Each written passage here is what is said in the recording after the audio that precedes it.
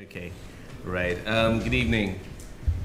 And please, if you can't hear, because it's a bit difficult to tell from this, from here, whether they're on or not, but please sort of put up your hand, and I think the technicians will do something about it. Good evening to all of you. My name is Joel Kibazo, and thank you for sort of coming to what I think promises to be an interesting session. And I know you've had quite a few over the last 2 days, and I was just thinking that one of the challenges of attending an event such as this is that at the end of the 3 days, there's the sort of the sheer weight of solid information, ideas, research findings that is coming at you from all sorts of different angles. So it can be difficult, but it's not always easy to digest it all. But I'm afraid we're going to actually add to your dilemma in this session as we consider the case for industrial revolution or agricultural revolution. There are, of course, those who think and see things, see both topics as two sides of the same coin, and I need not say that there are those who are also as fervent, who believe that one or the other should come first. But our panel tonight, from our panel tonight, we shall hear both from the academics, research side, but also those dealing with some of these issues in two regions, in Africa and in South Asia. We've got quite a lot to get through, and I'm sure there'll be many questions that will arise following the comments of the distinguished panel that we have here. So without further ado, I'll introduce the panel. We're going to start off with Professor Mark Rosenzweig, who is the Frank Altschul Professor of International Economics at Yale University. His key areas of interest are causes and consequences of economic development and international migration. He has, as you would expect, numerous top journal publications and received the National Institute of Health Research Service Award and a Woodrow Wilson Dissertation Fellowship amongst his many honors. But he also tells me that one particular honor he's proud of is that he is an alumni of this august institution. So that's what to add. Now, John Sutton is not only sort of an alumni, he may not be, but at the very least he's been here for 30 years, and he is Professor of Economics here at the London School of Economics. He was just telling me that some still consider him to be the new boy. So I don't know what that actually means, being new at 30 years, after 30 years of service. But he's written widely on in areas of microeconomic theory and industrial organization. He has been a consultant to the World Bank and has served as a member of the group of economic advisors to the President of the European Union and several other policy and research positions. Well, and then we have Professor Ernest Aryeetey, who is the country director, Aryeetey Dien, who's the country director of IGC in Ghana, and is Professor of Economics and the Vice Chancellor of the University of Ghana.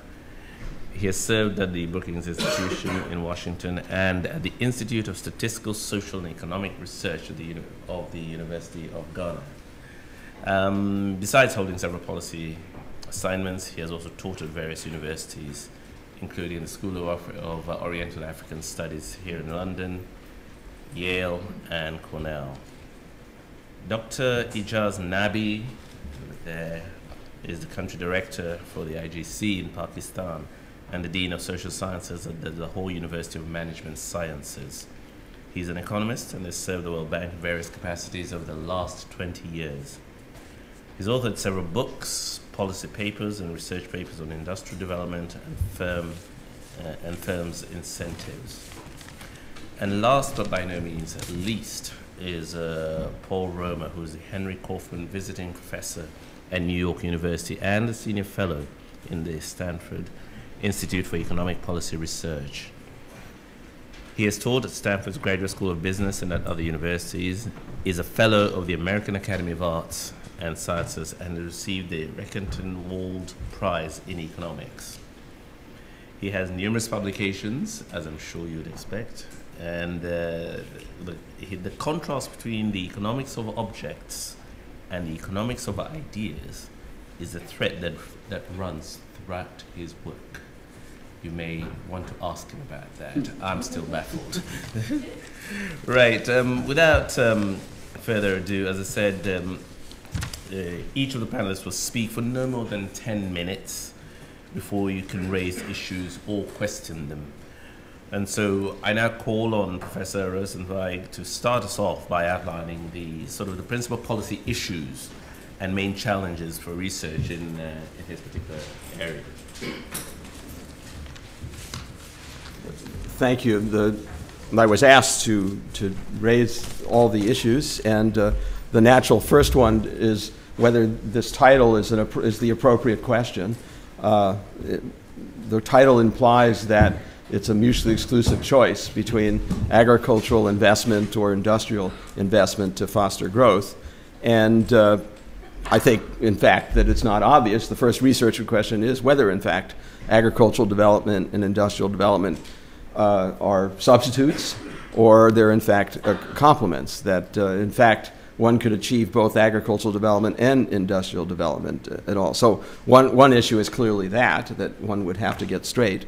But of course, the overarching question is we're interested in having an economy develop to reduce poverty and hunger and have human capital increase incomes in a country. And the question is how best to do that, not choosing between two particular kinds of investments.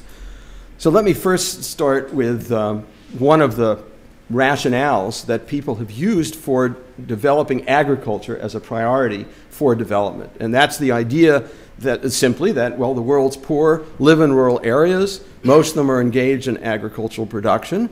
And so it's obvious that if we want to uplift the incomes of the poorest of the poor in the world, we need to invest in agriculture because that's where the poor are engaged. And that, I think, statement is false. And it's false because it just presumes, it takes a very static view and assumes that people are sort of stuck in this occupation and enterprise. It takes both where people live and what they are doing currently as a given, something that doesn't change. And I think that's wrong, and history shows that it's clearly wrong.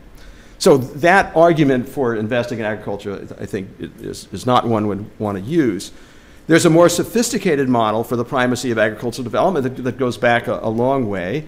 And it's one in which agricultural development leads to a more productive agriculture and eventually to industrialization. So it actually presupposes complementarity between the two. It basically says that agricultural development is necessary for industrial development. And the basic idea is a closed economy model.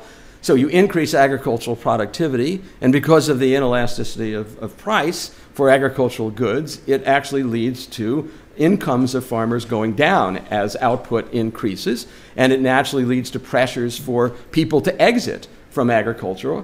It increases the demand from the surplus that occurred from the increased productivity, increase in demand for non-agricultural goods, and that generates both a labor force and a demand domestically for industrialization to take place. And that was the sort of classic view of the relationship between agricultural development and industrial development. Now, clearly, this view is relevant for the world. It would be impossible to have industrialization, to have workers not engaged in farming, if there weren't sufficient productivity so that, very few people could be producing the food that all the other industrial workers could consume while they're producing these manufactured goods. So it's surely right for the world, but it may not be right for any particular country. And one reason for that is global trade. That this was a sort of closed economy view. And an alternative view is that in a globalized world with trade, including trade in agricultural goods, agricultural development should just follow the standard prescription, should be encouraged only in countries or areas that have a comparative advantage in producing agricultural goods, just like any other commodity in the world. So the model underpinning this prescription is if agricultural goods are traded internationally, then if a country increases its agricultural productivity, it raises the incomes of rural workers. There's no decline in prices. And there's not necessarily an exit from agriculture. But something else is going on in these models, which is that there's another factor of production, namely capital, that could be used in agriculture or industry. And what will happen with agricultural development is it will presumably raise the wages of workers. Again, there's no decline in the price because it's a small country model.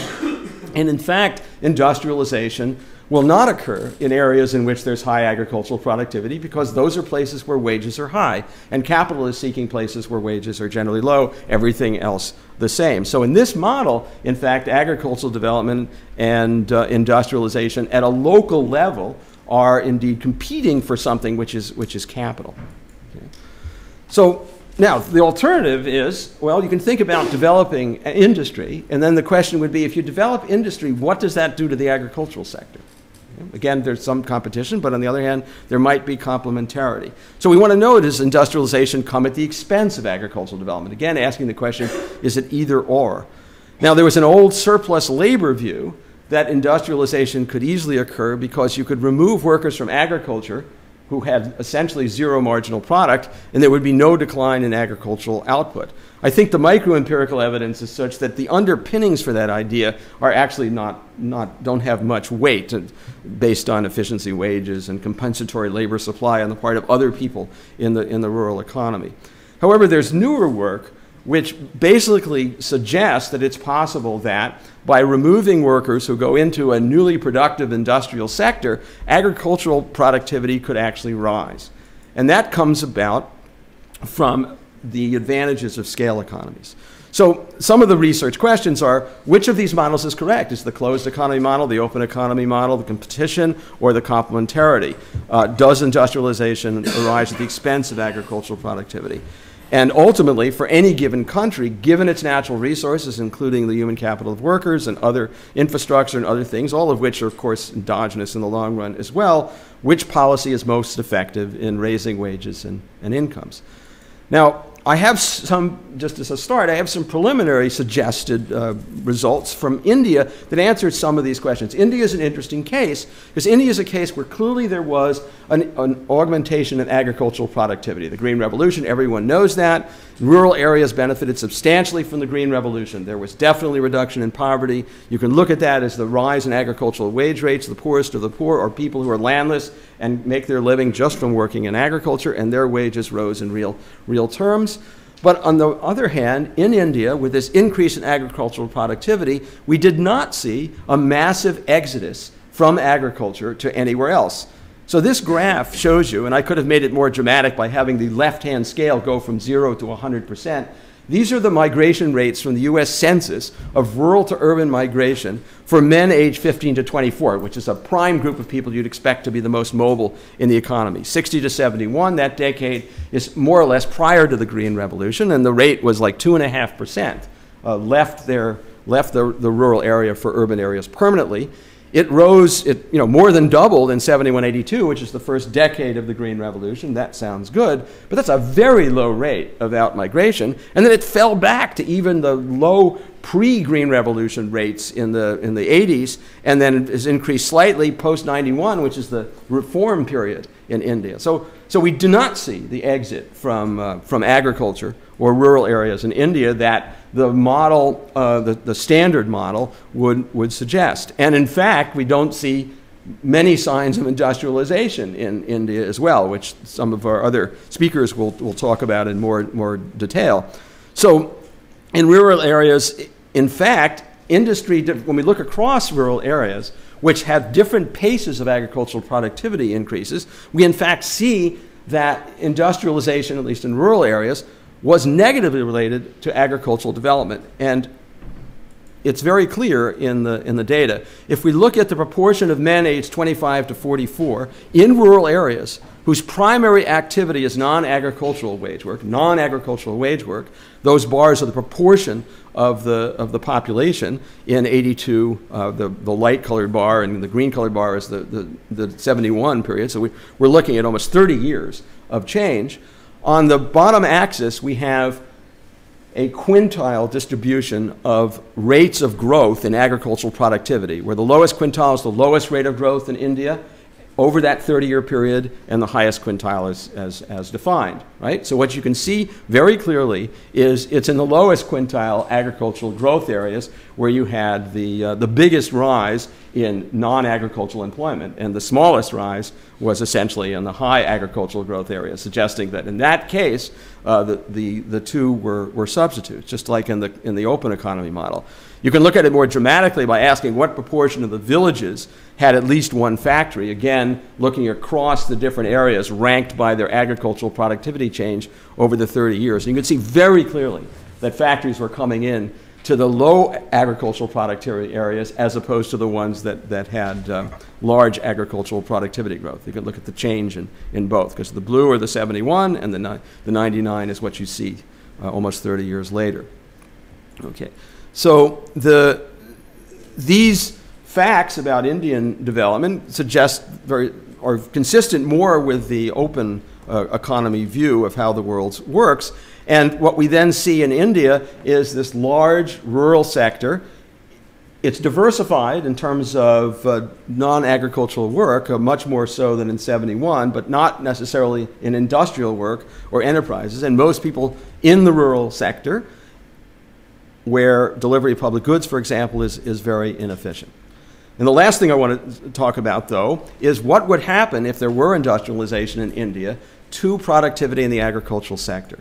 And here, the first fact to confront is it really looks like there are vastly too many people working in agriculture at too small a scale. This is the distribution of owned land holdings in India. Okay? And what that distribution tells us, so on the x-axis there is you have the size in acres, or the intervals in acres of farm size, okay? And the left hand is the proportion of the cumulative proportion of the population in the intervals.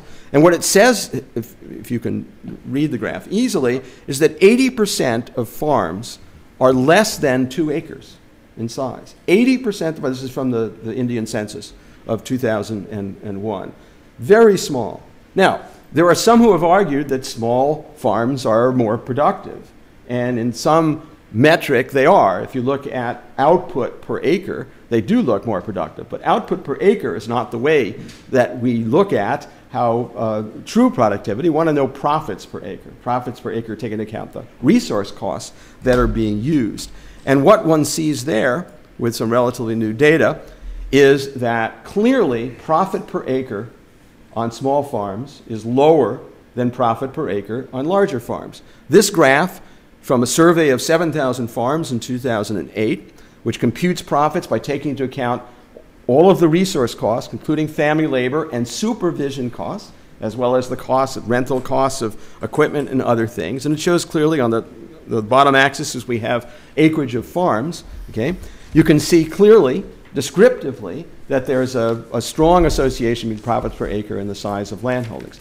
Now, everyone knows this could be phony because it could be that large farms are in more productive areas, small farms are in less productive areas.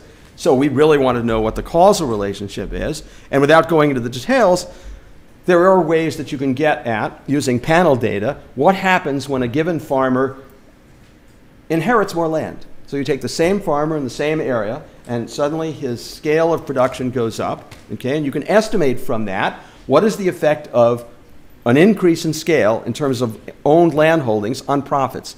And this is the graph, a non-parametric graph of the treatment effect of increasing land size at different land sizes, okay? And what it shows is that from land sizes from little greater than 0 to 20, the effect of increasing land size on profits per acre is always positive.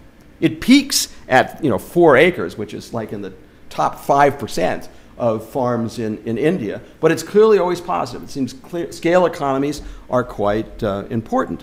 And what you see is that what's going on is that labor per acre declines rapidly with farm scale. And the reason that is occurring is because of mechanization. That the larger farms make use of mechanical means of production.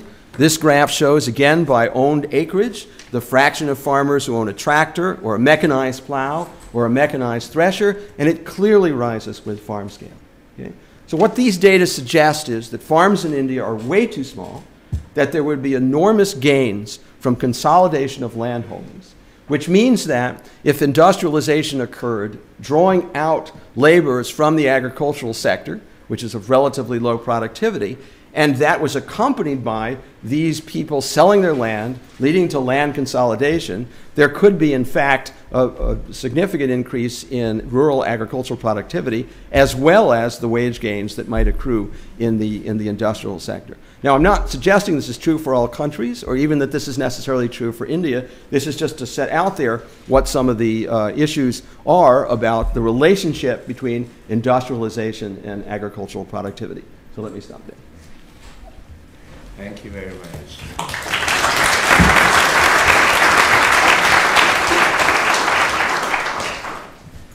Professor Sutton is going to sort of give us his perspective on that particular discourse. Right, guys, I got some really good news for you, because if you weren't concentrating real good over the past 10 minutes, don't worry, because I'm going to say the same thing again. I ran into this guy on the other side of the Atlantic just a few days ago, and we discovered we were both talking in this session, so of course we said, what are you meant to be doing? And he said, well, I'm supposed to do the agriculture bit, and you're supposed to do the industry bit. So we said, what are you going to say? What are you going to say? And we discovered we were going to say the same thing. However, I'll be saying it in a different way, because I'm taking it from the same point of departure, but looking at it from the point of view of what happens in industry. The point of departure is the notion that's been floating around that we really ought to be concentrating on agriculture because that's where the people are. To an economist, that's a fallacy, because growth and development means that the proportion of people in agriculture is going to fall. It's just an outcome. It happens universally. So let's look at it from an industry standpoint. What's the economics 101 of this? Well, it's very simple. It's not move people out of agriculture into industry. It's much more interesting than that. I just want to give you one number. The number that I want you to remember is 4. Okay? Now I'm going to tell you where 4 comes from. I've been doing some work that I was reporting on yesterday in Ethiopia in tandem with Mons Soderbaum. And Mons has been gathering some really interesting numbers on firms, industrial firms in Ethiopia. This is where the 4 is going to come from. You move people out of agriculture, move them into industry. The key question is going to be where in industry? What size company? Suppose you look at companies in Ethiopia, most of the industrial companies are very small companies employing 2, 3, or 4 people. Now I'm going to look at the contrast between one of those companies and a mid-sized company employing 40 to 50 people. The difference in value added per person is a factor of 10. Some of it is due to capital and mechanization, but you know, now I'm going to reveal I'm one of those economists. You know, you have to look at the marginal productivity or the marginal revenue productivity, but no politician ever got elected by saying let's move people into high marginal productivity activities. Okay? It's high wage jobs we talk about. So the best indicator is the wage. The wage is 4 times higher in the mid-sized company than the little company. So the thing is not actually the economics 101 level. It's not about moving people out of agriculture into industry. It's moving people out of low-wage occupations into high-wage occupations, where their productivity is greater. And that really is the key. What we need is more of these mid-sized companies that can pay people an international level reasonable wage. And that basically relies on the build-up of the capabilities of companies. It's not the capital stock as such. It is that these companies know how to turn people's human attributes into skills that can be sold on the market and command a reasonable wage. That's what it's all about. That's the big picture. And so if you look at this question from that point of view, the question is, could you get stuck in a trap? 30 years ago, people used to talk about the Lewis model of development.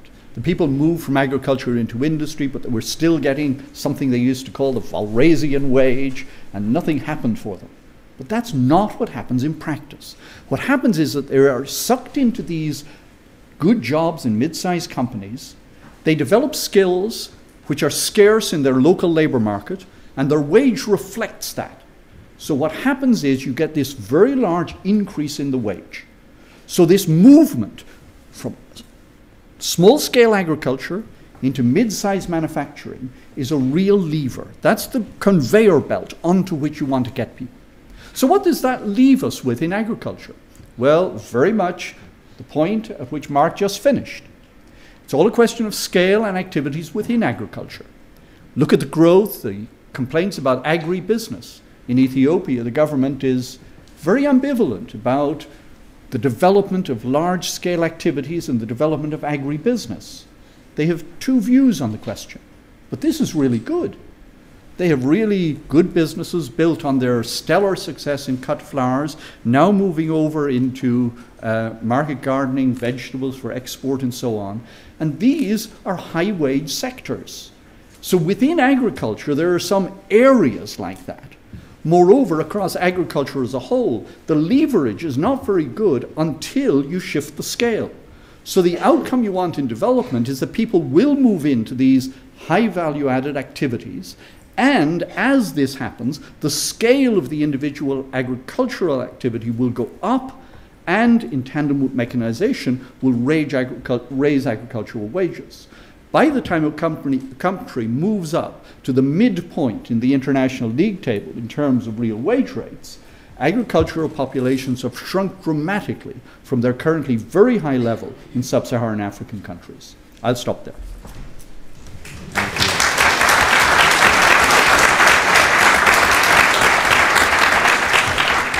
Thank you very much, Professor Sutton. And now we sort of take a look. You had the sort of the academic framework, and have a look at what it really looks like in policy terms from two professors. One will look at South Asia, and that is Professor Ijaz Nabi. So, I want to.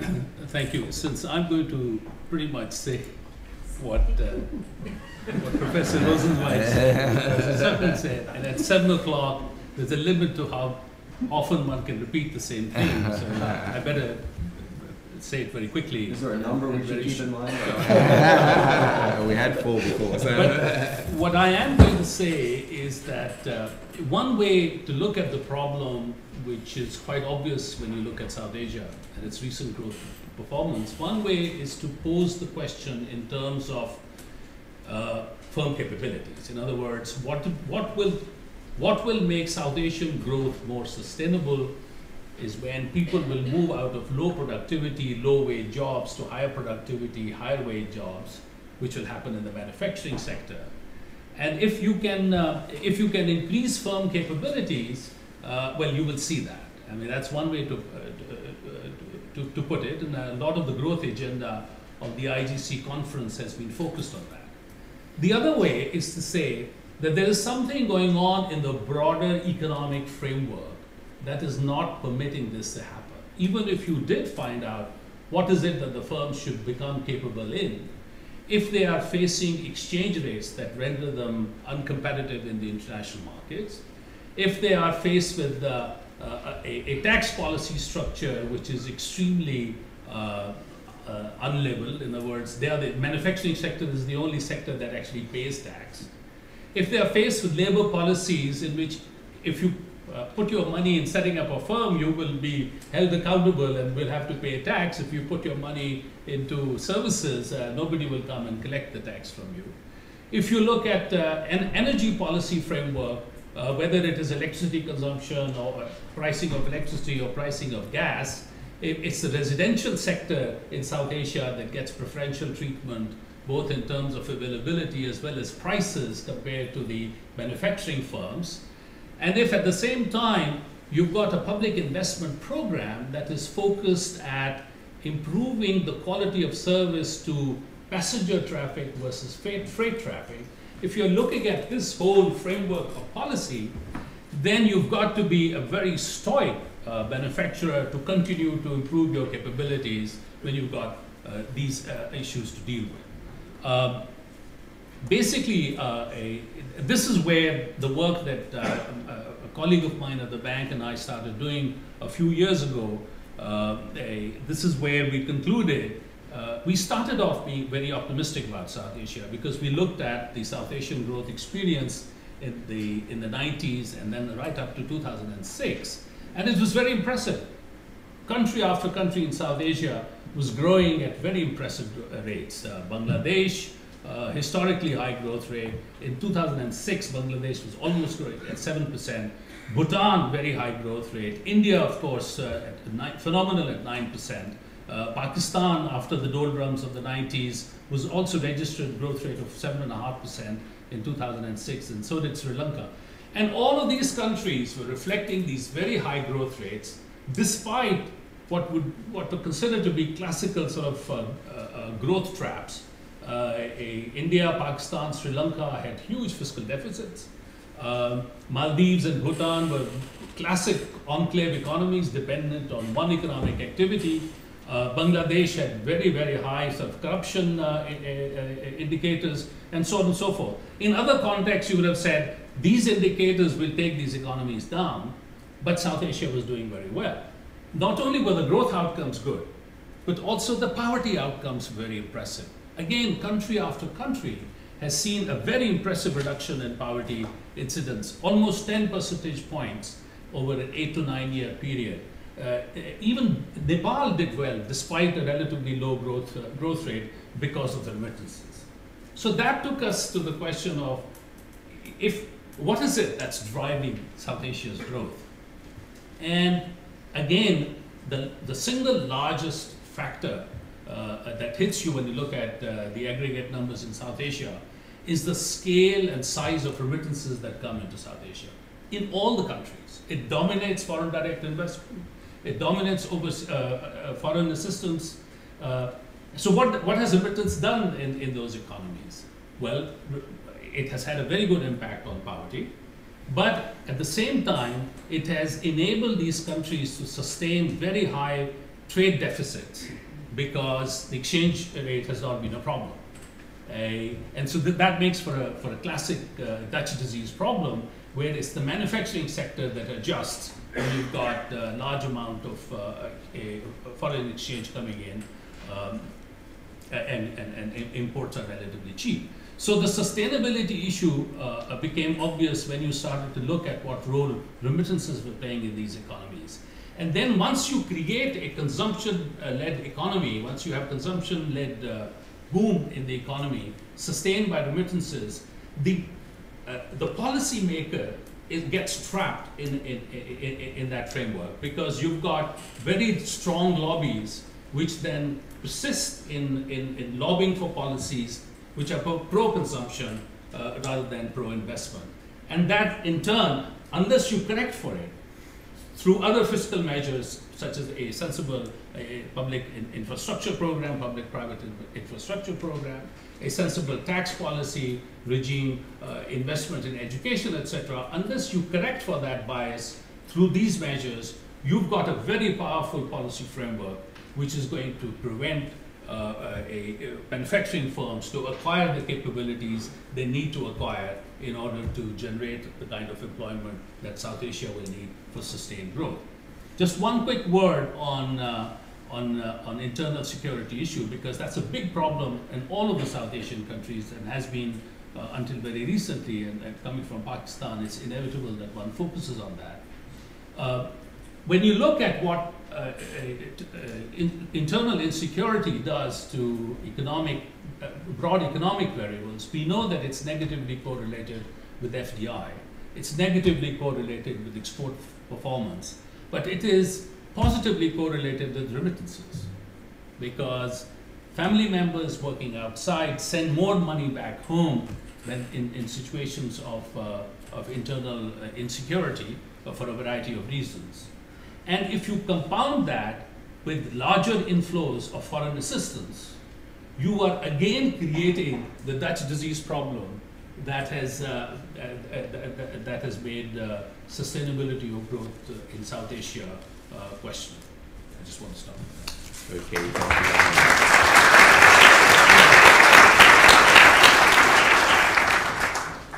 you. And now, Dr. Aryeetey. Thank you very much. I decided to respond to the question by asking myself, if I was an African leader, what would I do faced with this question?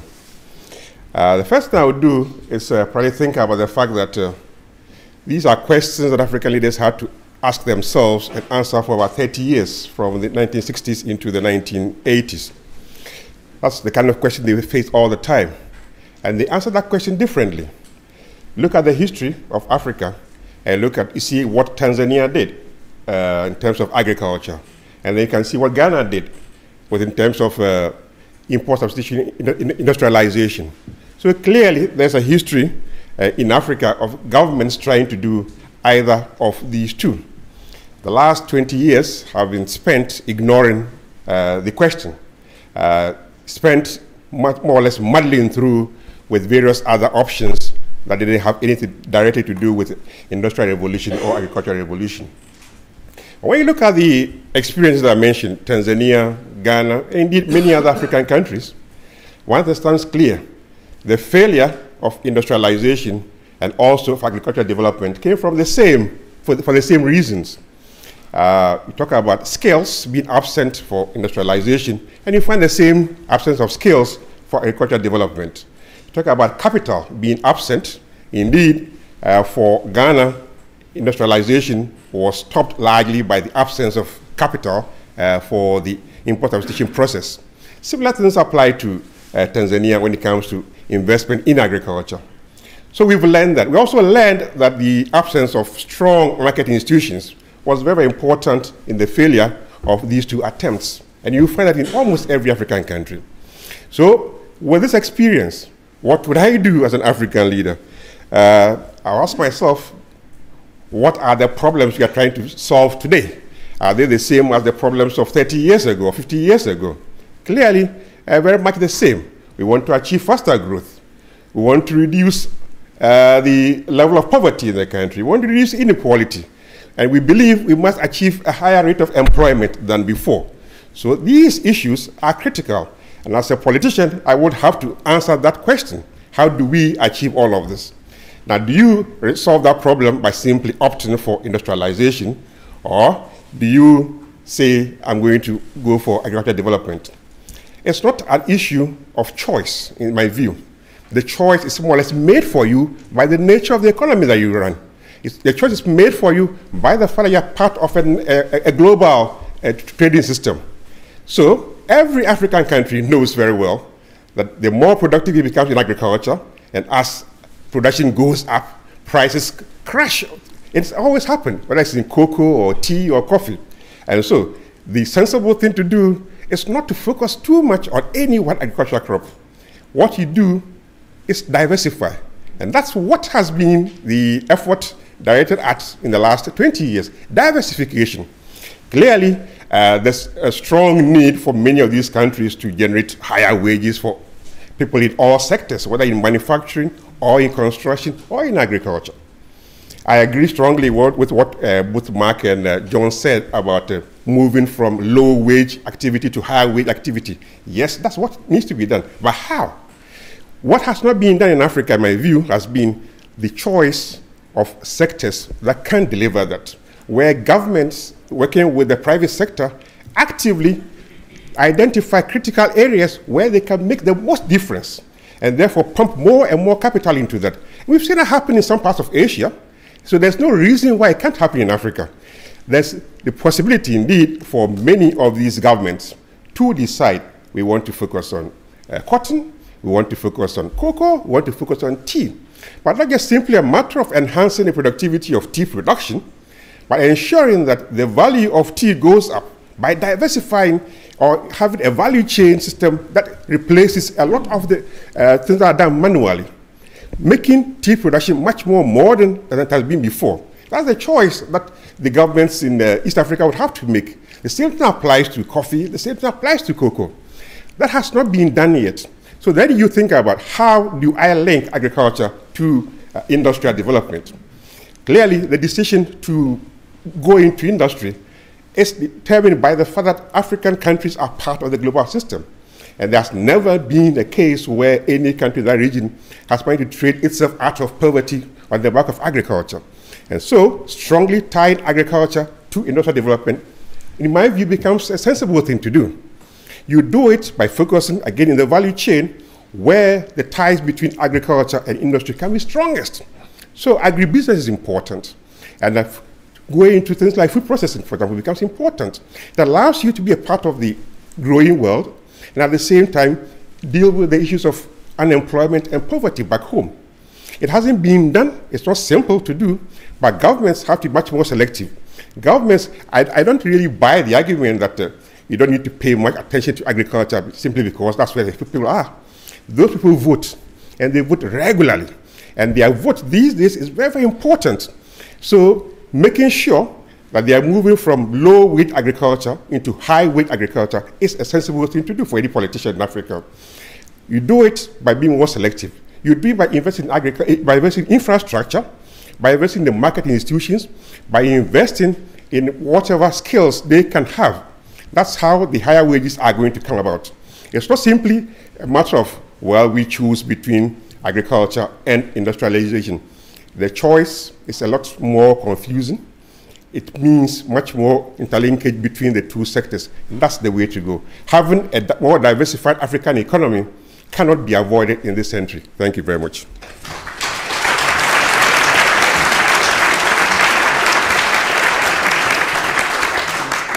Thank you very much, Professor Aryeetey. And now, really to sort of pull a thread through all that, to the extent that he can, is Professor Roma, who will outline sort of these, some of what's to happen and see how we can draw it all together. The usual knock on economists is that we can't agree on anything, but the problem in this panel is that we keep saying the same thing over and over again. I anticipated that was going to be a problem. So drawing a thread through this is the easiest assignment I've ever had. So because I assumed that what I wanted to say would already have been said, I brought a joke. The star tenor is sick, and the understudy is pulled up on stage to sing the aria. And the understudy sings it, and then everyone applauds and says, encore, encore. So the understudy sings it again, and they still say, encore, encore. Another time, the understudy finally says, please, I didn't sing it that well. And someone in the audience says, yes, and we'll make you keep singing it until you get it right. So here with an encore performance of Let People Move, let me just reiterate what has been said several times already. Productivity increases in agriculture are going to involve increases in three key ratios: the ratio of land to labor, the ratio of capital to labor, and the ratio of skill to labor. And so productivity advance and development in agriculture is crucially tied to this process of letting people leave the agricultural sector. Now, this I think is a problem which is broader than just agriculture. I think it's characteristic of any resource or minerals-based strategy. And what it suggests is that if a nation fails, for some of the reasons that we've talked about, fails to create employment opportunities for low-skilled workers, it faces a very dangerous kind of condition. You can get growth in GDP per capita without increases in employment, and I want to try and argue that this could be extremely costly from the perspective of broader development. I think this is actually so important that in many low-income countries, I think we should probably stop using GDP per capita as an indicator of government success and shift instead to a measure of the fraction of the working age population that's employed in the formal sector. And I'm going to come back at the end and say why I think that fraction is so important and should be our measure of success. Now, what are signs of failure? Well, signs of failure, for example, this reliance on remittances. You can't get people employed in a formal sector job here, so you send them off someplace, break up the family to do it. It could also, another sign of failure is a reliance on transfer payments, as in South Africa, which now spends 4% of GDP on transfers instead of on investments that could put people, or at least let them go to work. So there are real traps that you can get into if a country doesn't manage this right. So one fact that I always keep in mind when I think about this issue of letting people move is this report from the Gallup organization that 700 million people say that right now they'd be willing to permanently move to another country. So it's not the case that people aren't willing to move. And that number is probably an underestimate as well. So what is it that keeps people from moving into industry, into jobs? I want to argue that there's actually a intentional policy in many countries that are designed to keep people in rural areas. So the kind of failure of movement out of the rural areas into cities is not just a conceptual mistake on the part of politicians, but it's an intentional policy because they're afraid of the mismanaged city. They're afraid of slums, they're afraid of riots, and so the politicians want to keep people in rural areas and frustrate this natural development of local formal sector employment. And as part of that, send them overseas if necessary as well. Now, to think about what's going on here, I want to suggest a different characterization scheme than the one of agriculture, manufacturing services, or industry and services. Think about first activities that involve transforming the physical characteristics of goods. If I can use a restaurant metaphor, this is either cooking the food or serving it, changing its physical location or its physical characteristics. Now we know that an important complement to transforming physical characteristics of goods is coming up with new technologies or new recipes, and that this is a driver of long-run growth. But if you think of those two activities and you look at trends over time, you realize they're missing something really, really enormous that's going on in the economy. And a good way that I find to remind people of this is to take this unique characteristic of ideas, this fact that it's shareable, non-rival, that we want to trade any new recipe or use it with many other people, and capture this with this old saying that if you give someone a fish, you feed them for a day, but if you teach someone to fish, you destroy another aquatic ecosystem. So there's something else besides discovering nets and trawlers here or going out and doing the fishing.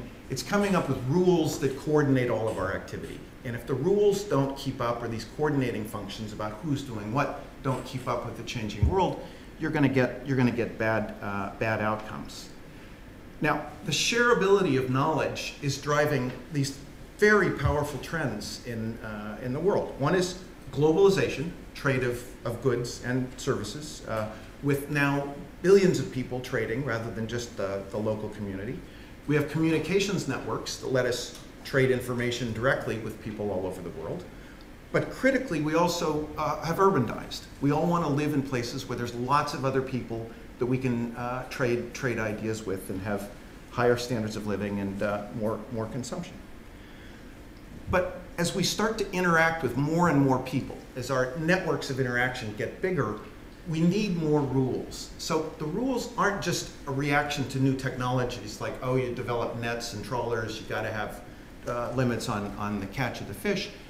We need rules to manage how we work with each other when there's hundreds of us or millions or billions of us all interacting together. And what I think is going on in these countries that are trying to keep people out of cities is a basic incapacity at the national level or the government level to run a city with a much more dense and effective set of formal rules that make sure that people can cooperate and live together without stepping on each other's toes. What's a metaphor for this that's kind of like the trawler and the trawler and the fishery? Well, think about email. When academics invented email, they came up with some rules that were partly built into the protocol and partly built into behavior about what you do with email. And the rules were basically just be nice, don't do bad things. And nothing in the protocol identified who was doing what. There was no enforcement, no monitoring. Well, that worked fine when it was a dozen academics writing to each other.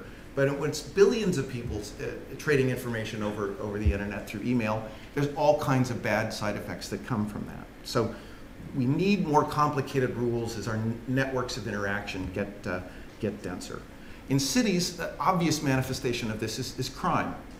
And preventing crime is not just a matter of passing laws or copying the form of crime prevention in existing countries. One of the sad things, if you read the Gallup survey of the 700 million people who want to leave, one of the primary reasons why people want to leave is that they're afraid of the police where they live. So enforcing systems of rules that prevent crime and don't intimidate and frighten people is not a trivial matter. And we have to ask, how can governments get better in enforcing rules at that kind of level? Now, let me give you the one optimistic vision on this, which is that there's a kind of globalization that allows even trade in systems of how you enforce rules. So it isn't just trade in goods or services. The best illustration of this, I know, is that the Chinese government realized that its aviation system had a very high accident rate compared to the best in the world. And this is in the lead up to the Olympic Games. And Boeing also saw this high accident rate and was worried about its ability to keep selling airplanes in China. So Boeing and the FAA from the United States went in and rewrote the entire rule book in China for civil aviation, trained all the pilots, and very quickly reduced the accident rate in Chinese civil aviation from a very high level to one of the best in the world right now. So there's more potential to transfer some of these systems about rules, instead of just taking it as a given that a country can say, oh, we don't do cities. That's not how we roll. I think we got to say, if you don't do cities, you got to learn, because it's critical to the development process here. But let me give you one just kind of complication in this story. If you look at what's involved in reducing fatality rates in civil aviation, it's partly having those rules, partly having enforcement systems, but it's partly changing norms. You have to change the norms of the pilots and the controllers and the service people about what's right and what's wrong, and create what they call this culture of compliance. That it's not just that there are rules and you'll get punished if you don't follow them, but it's the right thing to do to follow the rules. So we know a little bit about copying the formal rules. We don't know nearly as much about how you engender the right norms. And you can think about these norms at all kinds of levels. Think about queuing here in England versus in France. Think about jaywalking in Zurich versus New York. In Zurich, people will scold you if you jaywalk when there's not a car in sight. In New York, they'll scold you if you get in their way when they're trying to jaywalk. So, or think about just a more graphic, but you won't forget it, example, just public sanitation. We don't have police enforcement to stop people from defecating in public in most parts of the world, because we have norms that say that's just something you shouldn't do. But in the transition to urbanization in places like India, instilling those norms and getting to that new equilibrium is a big issue. So why is formal sector employment so important in this development process? Employment already has important contributions to the norms that people take in when they work with others around them. And formal sector employment involves precisely the following of rules, the working well in a well-socialized way with large numbers of people. And the formal sector employment is critical to the development of norms which actually help us all interact at the very high densities that are now so productive. So I hope as we think about these issues, we can recast this question about, why is it that politicians are keeping people out of cities, and think much harder about how do we engender the right kind of norms to make cities viable. And there's a clear kind of complementarity here between the rules, the norms, the employment, and the development process. Thanks.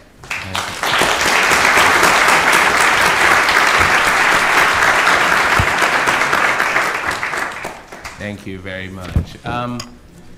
We have some time for sort of questions, comments.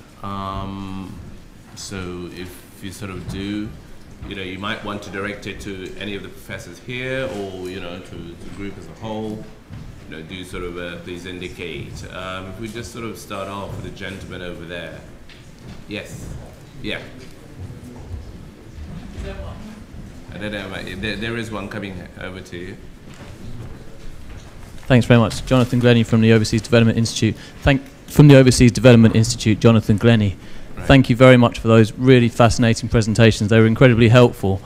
What I wanted to share was some experiences. I've just been in Colombia recently. I was very interested by Professor Romer's comment that governments are trying to keep people out of cities. that may well be true in Colombia. I'm fairly certain that's the opposite. Colombia is one of the countries where there's the biggest displacement problem, one of the biggest displacement problem in the world. And I wanted to put a different perspective on the way that the panel is talking about industrialization. I understand that you're looking at it from a very historical perspective, but you talk about, you know, millions of people moving over time, and that is quite sensible, and I understand that. But let's look at the specific people involved. We were working with people who were being pushed off their land. Why do they want to keep hold of their land?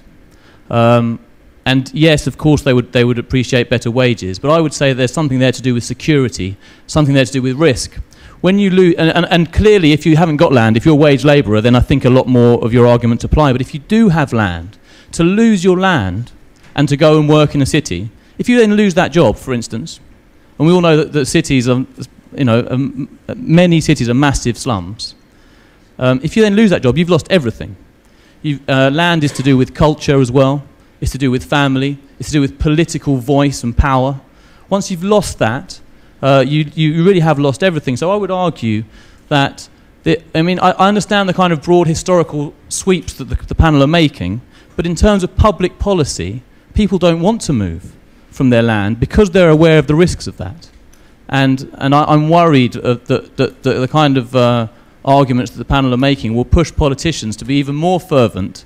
My experience is that politicians want to move people from their land because they want to increase agricultural productivity, they want to increase mining, etc., etc.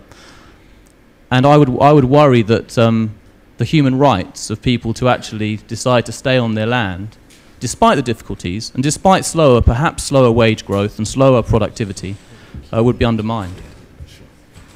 All right, thank you very much for that comment. I think we'll take the gentleman right at the back. And then, you know, if any of you need to sort of comment on that, Well, my name is Ahsan Iqbal. I'm a member of Parliament from Pakistan. My only observation is, should we still look at industrial revolution and agricultural revolution in a very historical, traditional, compartmentalized manner?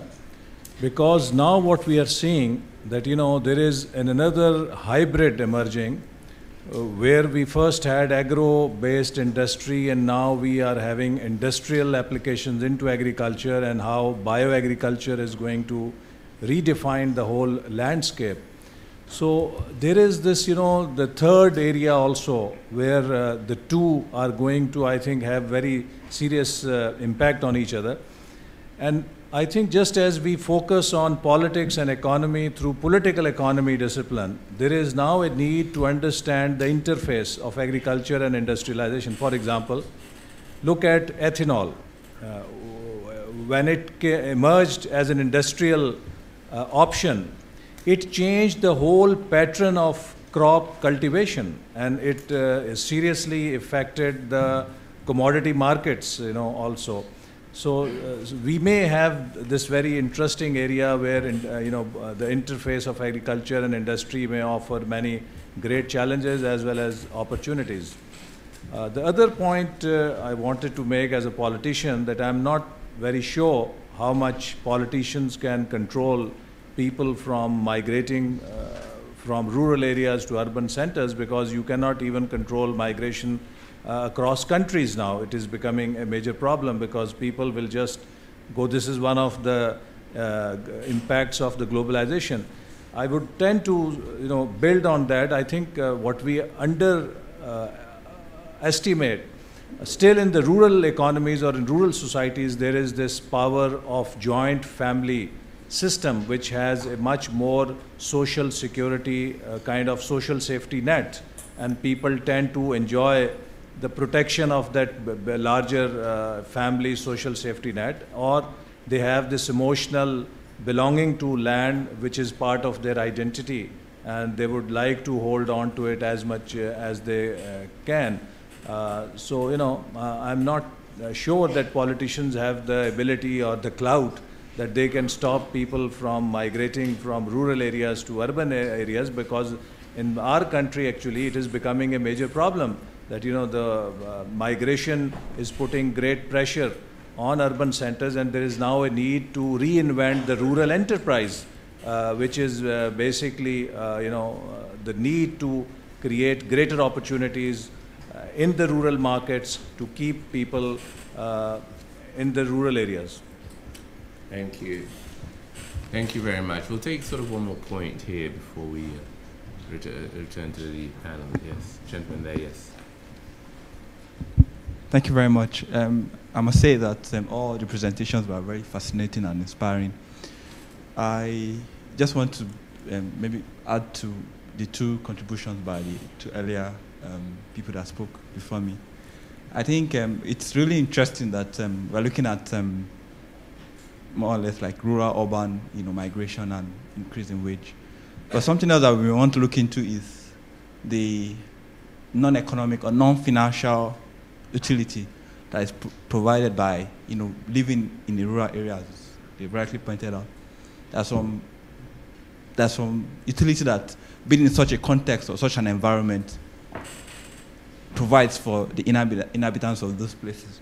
And in some cases, you may not be able to put a financial value to it. For example, living in the rural area, maybe in a developing country, you may be able to have access to things like, natural vegetation, a very good environment, not polluted and things like that.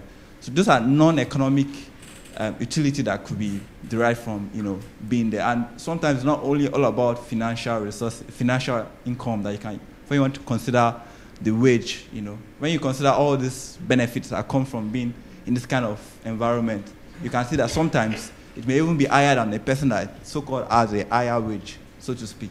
So these are perspectives I want to look into, that we need to potentially look into and consider when we're looking at the impact of moving from one occupation to another and things like that. Thank you very much. Thank you. What I'll do is I'll give the panel a sort of chance to respond to some of them have been comments and sort of questions.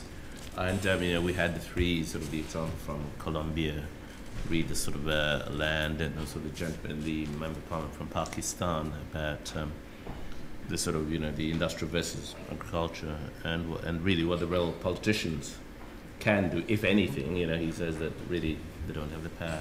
And then of course the last gentleman on the sort of the non-financial benefits, shall we say, or advantages, obviously, if you stay in a particular area. I don't know who would, Professor Rosenzweig, do you want to sort of start us off? So there are two of the issues that were raised. One is, to what extent, how is it that governments are operationalizing the charge that was said that they're keeping people in rural areas? It's not an enforcement issue, although China actually has laws that do that. But rather, it's the bias in expenditures. So for example, if we examine the particular programs of governments, and India's the one I know best, I'm an expert on it, we see that there are a massive number of policies that basically are subsidizing people to stay in rural areas. One enormous example of that is a recent program called the Rural Work Wage Program, which is basically providing government subsidized jobs for people in rural areas. Right? Well, that's artificially maintaining people in rural employment scheme. Just put my mind for a second. There's programs that heavily subsidize farmers in terms of subsidies to inputs like electricity and fertilizer. There's programs designed to help the marginal farmer. You hear about the marginal farmer in India all the time. Well, in my view, it's the marginal farmer that's precisely the person that, from an efficiency and development point of view, should be leaving agriculture, yet there are programs designed to keep him there, that most of the programs are aimed at what is the welfare in agriculture of the marginal farmer. So that's how the government is doing it. Now, whether it's purposely to keep people out of urban areas or from good hearts but bad mind is not clear, but the effect of it is to keep people in rural areas, to provide subsidies to stay. So that's one thing. The second issue that's been raised is about the benefits of being in rural areas. Now, no one is saying, that they're giving the romantic view as how wonderful it is to work in agriculture, the bucolic life. It's one of the worst occupations one can think of. And if anyone ever does farming, they know full well that it's not the kind of occupation that people would like for their children necessarily in some aspects of agriculture. But there's real issues about security. And I think that's a really important point.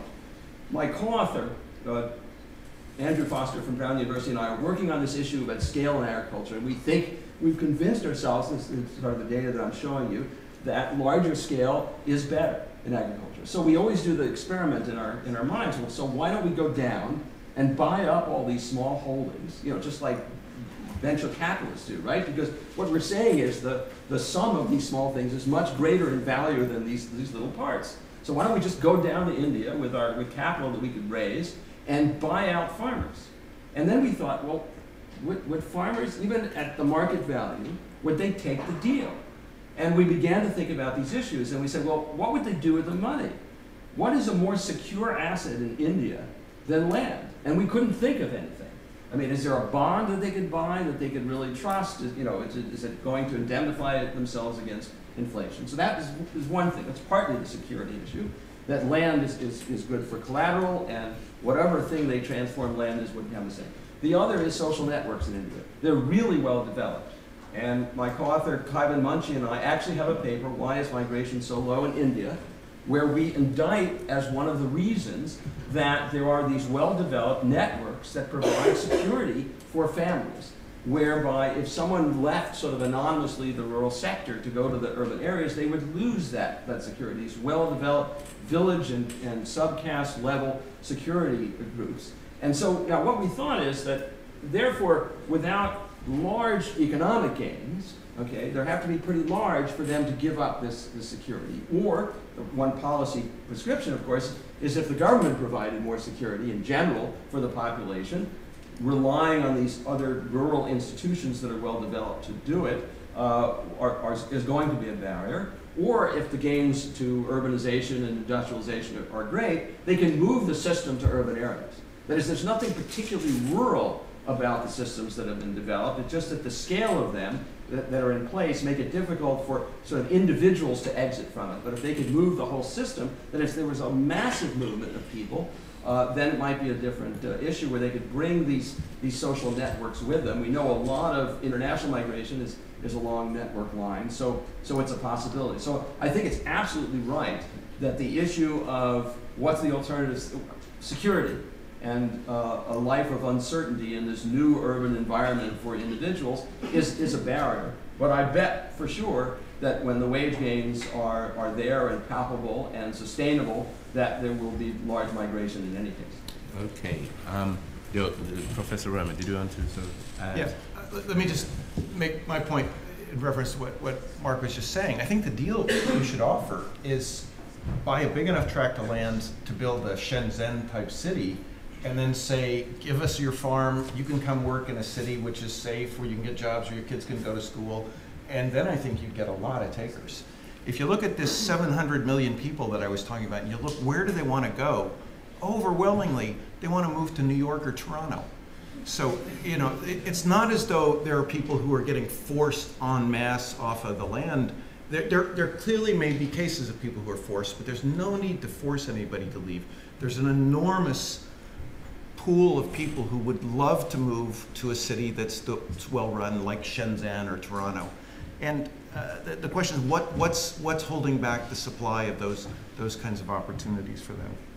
Now, the one other point, which is a slightly different point, is I would interpret this way. Is there something different about agriculture right now? Because I think one way to interpret what you were saying is that agriculture is a high-tech sector in the economy. And that's true. So it's not that agriculture is traditional, industrial is high-tech. Agriculture is very high-tech, and so is industry. I actually think that's always been true, though. And so what's pivotal about agriculture is not whether it's high or low tech, but it's whether or not it provides jobs for low-skilled workers. And it tends not to, and that's the fundamental thing that's always been true and that we have to confront.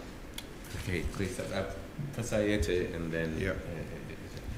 I just want to react briefly to the issue of whether government spending is designed to keep people in rural areas or not. In Africa, I see, or at least I've seen in the last 15 years, a significant increase in government spending in rural areas. But I don't think it was designed to simply keep people there.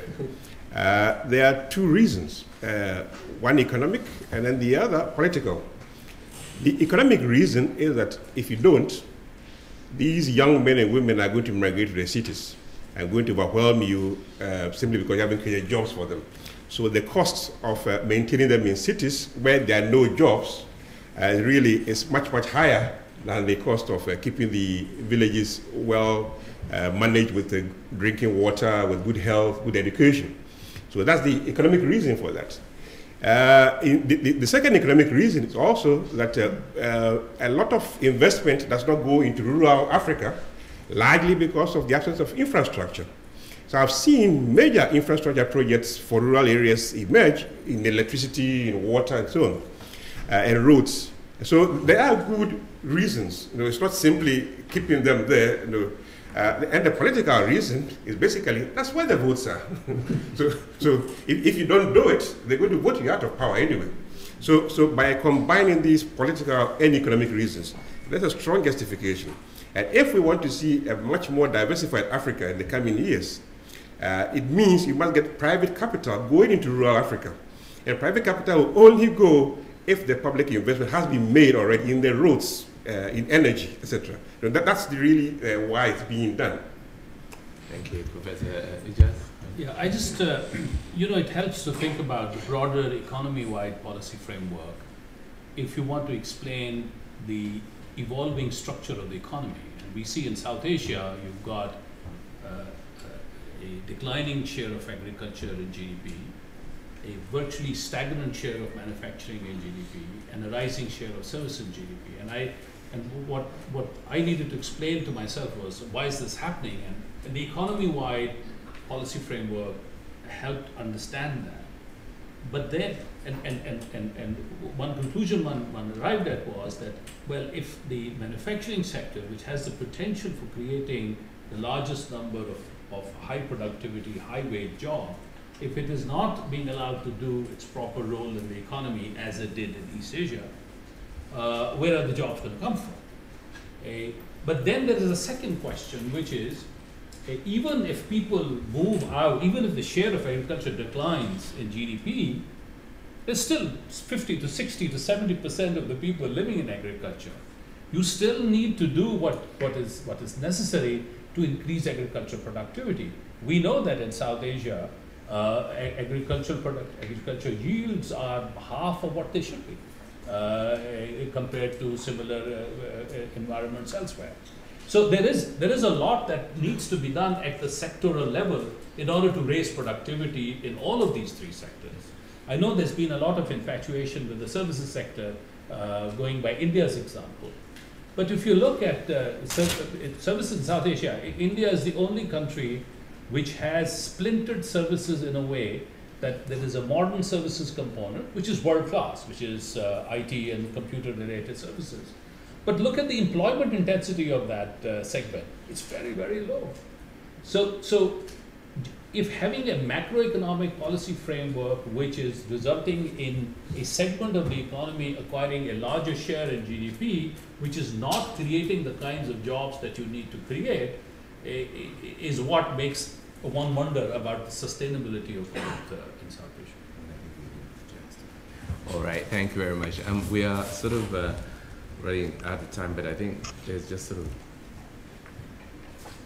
I tell you what I'll do. Okay, I'll just state there's 2 points, and I'll hope the panel will agree with me that they'll answer those points in case if they're they're specific to them. I think there's a gentleman here, very quickly and hopefully very short, and the lady over there. Thank you very much. A very elucidative talk. My name is Sandeep Bansal.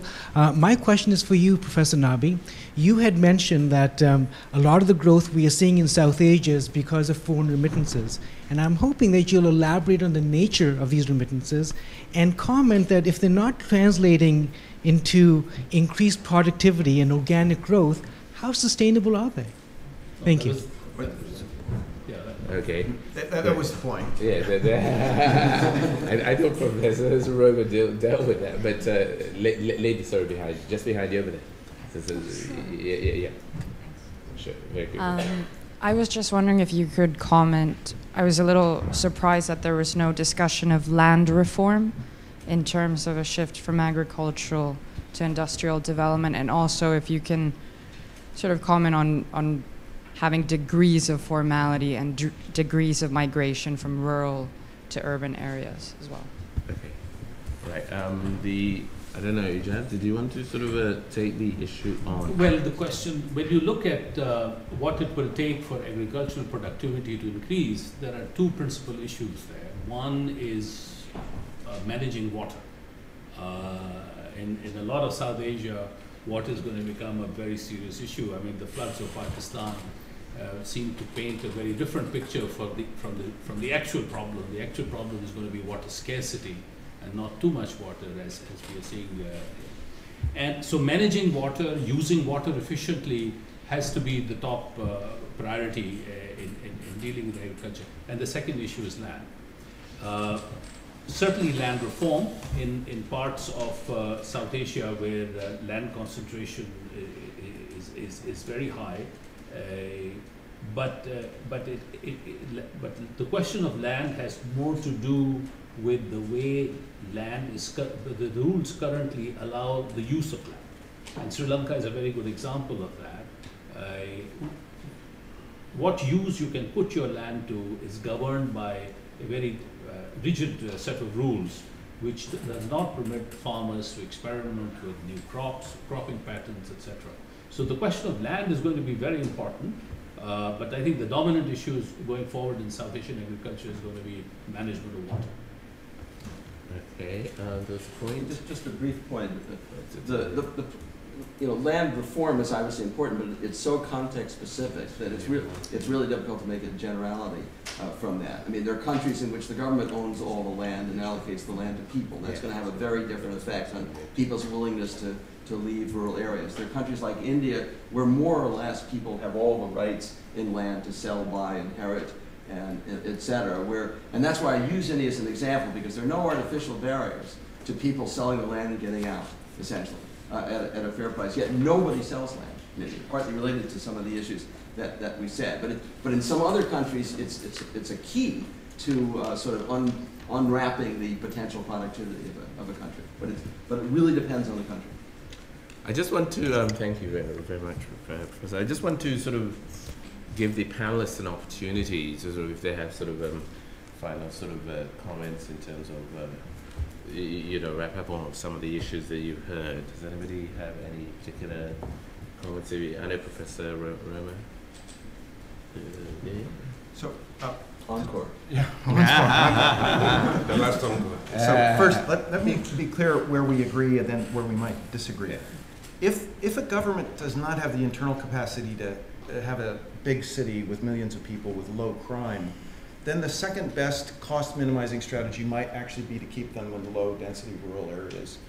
But my point is that the ability to have a multi-million person city with low crime is kind of a solved problem, just like having a safe civil aviation system, and that ability is more transferable than we think. And we shouldn't just write off the possibility of safe cities in these countries and settle for the second best solution. We should really meet this demand people have to live in some place like Toronto. And on the infrastructure issue, if you measure just simple things like miles of copper per capita, if you have a city that's 10 times bigger, you need about half as much copper per capita.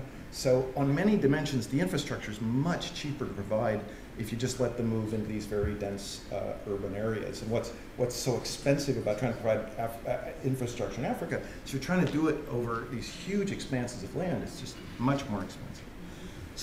And then to finally conclude, if you think of these three big activities of transforming physical objects, inventing, and then coordinating.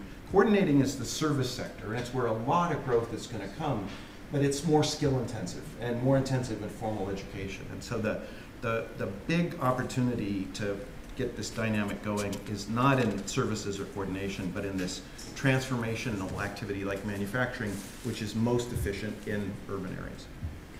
Thank you. Does anybody wanted to ask? Yeah, let me just. Say it. No, I understand fully the point that Paul is making. In my view, it's a lot more difficult to create jobs in cities than it is to provide rural water. It's a lot more difficult, and let's put it this way. A large part of the investment that African governments make in rural areas is donor funded. So, and donors are willing to pay for rural electrification, rural water, rural roads, than they are ready to pay for creation of formal sector jobs in cities in Africa. So for this reason, and several other reasons, it's a lot more convenient, and the logic of it is much more obvious to any policy maker. You know, creating jobs has been the most difficult thing in the last 50 years.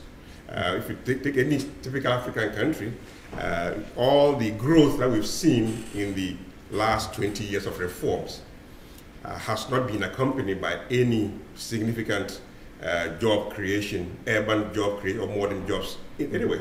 You know, so they see how difficult it is. It calls for a response from the private sector, which is not coming for several different reasons. But digging a well, doing a road, fairly easy to do. Ladies and gentlemen, I was slightly worried that we're going to get a group of economists who completely agree.